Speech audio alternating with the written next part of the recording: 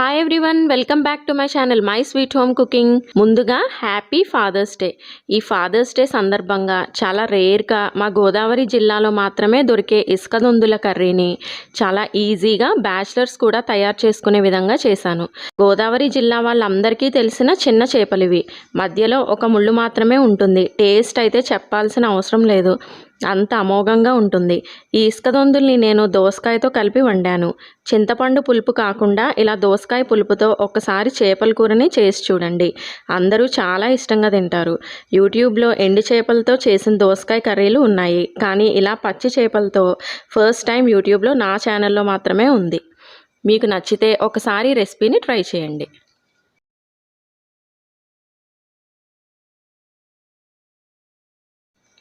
మరి ఈ రెసిపీకి నేను తీసుకున్నవి 1/2 kg ఇసుక దొందులు.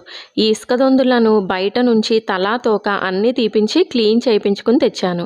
ఇంటికి తెచ్చాక 3 times నార్మల్ వాటర్తో వాష్ చేసుకున్న తర్వాత ఇలా కళ్ళుప్పు అంటే క్రిస్టల్ సాల్ట్ 1 teaspoon పసుపు వేసి ఇలా చూపించే విధంగా బాగా తిప్పుతూ క్లీన్ చేసి 2 times మళ్ళీ వాటర్తో వాష్ చేసుకోవాలి. ఇలా చేయటం వల్ల ఫిష్లో ఉండే నీచు స్మెల్ పోతుంది. ఇప్పుడు ఈ చేపల్ని వాటర్ ఏమీ లేకుండా ఒక కడాయిలో వేసుకుని టేస్ట్కి సరిపడేంత కళ్ళుప్పుని, 1/2 teaspoon పసుపుని, 2 teaspoonల కారంని వేసుకోవాలి. మీ స్పైసీనెస్కి తగ్గట్లుగా కారంని వేసుకోండి. ఇప్పుడు 2 పెద్ద ఉల్లిపాయల్ని చిన్న ముక్కలుగా కట్ చేసుకుని వేసుకోవాలి. ఇలా ఆనియన్ పీసెస్ని గట్టిగా నలుపుతూ వేసుకోవాలి. చేపలకి ఉప్పు కారం అంతా బాగా పట్టేటట్లుగా 2 నిమిషాల పాటు కలుపుకోవాలి. ఇప్పుడు ఒక మీడియం సైజ్ పుల్లటి దోసకాయని చిన్న ముక్కలుగా కట్ చేసి వేసుకోవాలి. దోసకాయ పుల్లగా ఉండేలా చూసుకోవాలి, ఎందుకంటే ఇందులో మనం చింతపండు రసాన్ని వేయట్లేదు కాబట్టి. 10 పచ్చిమిర్చిని మధ్యకు ఘాట్లు పెట్టి వేసుకోవాలి. మళ్ళీ 1 నిమిషం పాటు బాగా కలుపుకున్న తర్వాత 1/2 కప్ ఆయిల్ని వేసుకోవాలి.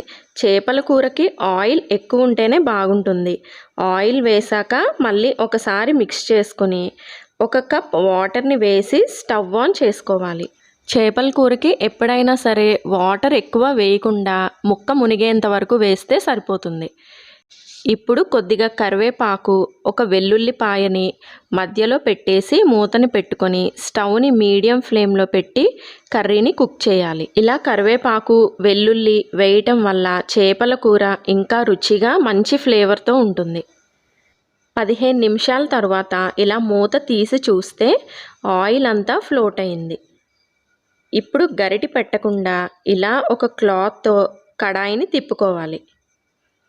ఇప్పుడు సాల్ట్ సరిపోకపోతే టేస్ట్ చూసుకుని కొద్దిగా సాల్ట్ని యాడ్ చేసుకోండి.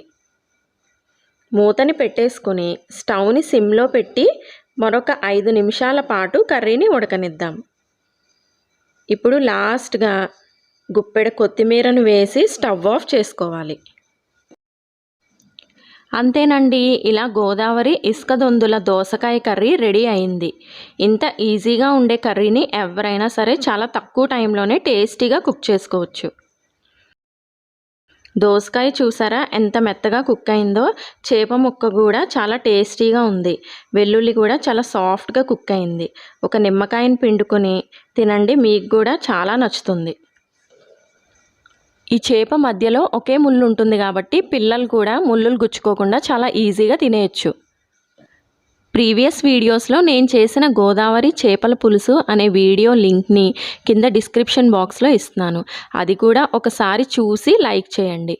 ఈ రెసిపీ మీకు నచ్చింది అనుకుంటున్నాను. మరిన్ని టేస్టీ రెసిపీస్ కోసం నా వీడియోని లైక్ చేసి షేర్ చేసి మై స్వీట్ హోమ్ కుకింగ్ ఛానల్ని సబ్స్క్రైబ్ చేసుకుని నోటిఫికేషన్స్ కోసం పక్కనే ఉన్న బెల్ ఐకాన్ని క్లిక్ చేయటం మర్చిపోకండి.